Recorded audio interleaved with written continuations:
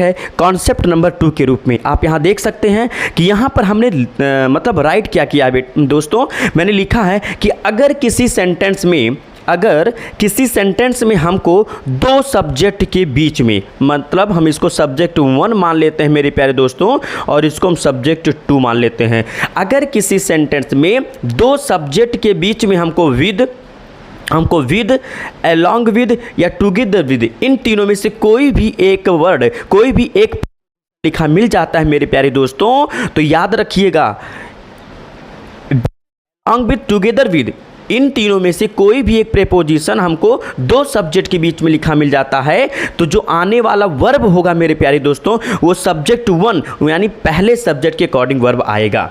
यानी अगर सब्जेक्ट पहला सिंगुलर होगा, अगर सब्जेक्ट पहला सिंगुलर होगा तो जो वर्ब है मेरे प्यारे दोस्तों वो भी सिंगुलर ही होगा, और अगर सब्जेक्ट हमारा प्लूरल होगा तो जो वर्ब है हमारा वो कैसा होगा, प्लूरल होगा। जैसा कि हमने यहाँ पर एक स्ट्रक्चर आपके सामने बना दिया है मेरे प्यारे दोस्तों। तो आपको इतना ही ध्यान देना है कि अगर सब्जेक्ट सिंगुलर तो वर्ब भी सिंगुलर, और अगर सब्जेक्ट प्लूरल तो वर्ब भी हमारा क्या होगा मेरे प्यारे दोस्तों, प्लूरल होगा। चलिए एक बार फिर से हम आपके सामने कुछ एग्जाम्पल्स को लेकर के पढ़ने का प्रयास करते हैं। फर्स्ट क्वेश्चन को देखें तो लिखा है द कैप्टन along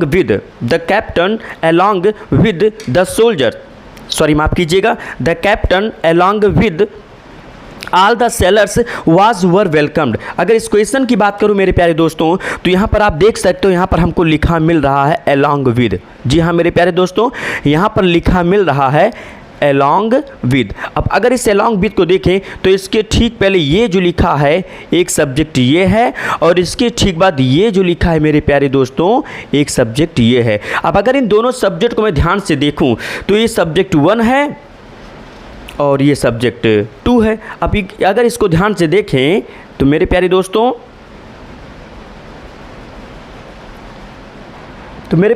अगर मैं इसको देखूं तो ये सब्जेक्ट 1 है और ये सब्जेक्ट 2 है। अब मैंने कहा ना कि अगर विद, अलॉन्ग विद और टुगेदर विद, इन तीनों में से कोई भी एक शब्द हमको नज़र आ जाता है तो जो यहाँ वर्ब है, वाज या वर, इन दोनों का प्रयोग हम पहले सब्जेक्ट के अकॉर्डिंग करेंगे। तो आप दोस्तों यहाँ देख सकते हो दूसरा सब्जेक्ट है ऑल द सेलर्स, तो ये प्लूरल है। किसी भी नाउन में यदि यस सफिक्स किया गया होता, कल के वीडियो में भी हमने बताया था कि यदि किसी भी नाउन में हम यस को सफिक्स कर देते हैं मेरे प्यारे दोस्तों तो प्लूरल माना जाता है। तो ये प्लूरल है और ये सिंगुलर है, तो मुझे सब्जेक्ट इन दोनों में से इसके अकॉर्डिंग यूज करना है। ध्यान दीजिएगा मेरे प्यारे दोस्तों, मुझे सब्जेक्ट, सॉरी माफ़ कीजिएगा, जो वर्ब मुझे यूज करना है वो मुझे इस सब्जेक्ट के अकॉर्डिंग यूज करना है। तो अगर इसके अकॉर्डिंग में सब्जेक्ट हेल्पिंग वर्ब की बात करूं मेरे प्यारे दोस्तों, तो अगर ये सिंगुलर है तो इसके साथ सिंगुलर वर्ब भी आएगा, यानी यहाँ पर अप्रोप्रिएट आंसर क्या होगा, वाज सही होगा। वर हम नहीं लगाएंगे क्योंकि इसके अकॉर्डिंग मुझे हेल्पिंग वर्ब लगाना है, और यहाँ ये सब्जेक्ट कैप्टन यानी सिंगुलर है, इसीलिए इसके अकॉर्डिंग मैंने यहाँ क्या लगा दिया, वाज। पूरा आंसर क्या हो गया मेरे प्यारे दोस्तों, the captain along with all the sailors was welcomed। ये पहला क्वेश्चन हमारा कंप्लीट होता है।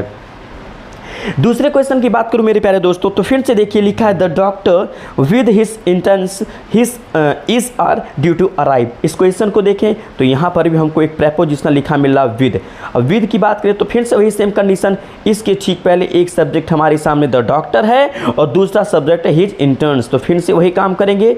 इन दोनों में से हेल्पिंग वर्ब हम पहले सब्जेक्ट के अकॉर्डिंग लगाएंगे, और पहला सब्जेक्ट हमारा द डॉक्टर है और डॉक्टर यहाँ सिंगुलर है, इसीलिए इसके अकॉर्डिंग यहाँ पर हम क्या लगाएंगे दोस्तों, इज लगाएंगे। जी हाँ, उम्मीद कर रहा हूँ कि आपको मेरा टॉपिक बहुत अच्छे तरीके से समझ में आ रहा होगा। यदि आपको किसी भी तरीके से कोई प्रॉब्लम होती है मेरे रिटन फॉर्म से या मेरे अंडरस्टैंडिंग फॉर्म से तो ज़रूर कमेंट करें, और कमेंट बॉक्स में ज़रूर हमको सुझाव दें मेरे प्यारे दोस्तों। आपका सुझाव ही हमको हमारे सही रास्ते पर ले जाने की राह दिखाएगा। तो मेरे प्यारे दोस्तों अगले क्वेश्चन की तरफ चलते हैं। अगला क्वेश्चन लिखा है the students together with his parent वास वर आस्क्ड। यहाँ पर देखेंगे तो फिर से एक शब्द हमको नजर आ रहा है टुगेदर विद। अब अगर इस क्वेश्चन को देखें तो फिर से वही सेम कंडीशन, एक सब्जेक्ट मेरे सामने मेरे प्यारे दोस्तों यहाँ है और एक सब्जेक्ट यहाँ है।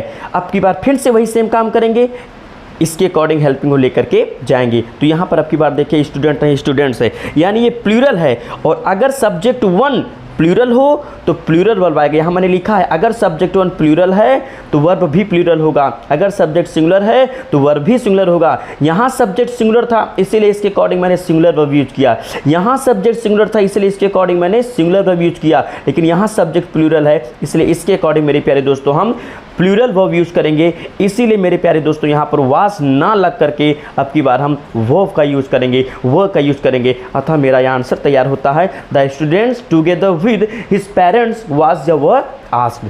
तो मेरे प्यारे दोस्तों कैसा लगा मेरा आज का ये कॉन्सेप्ट नंबर 2 का वीडियो?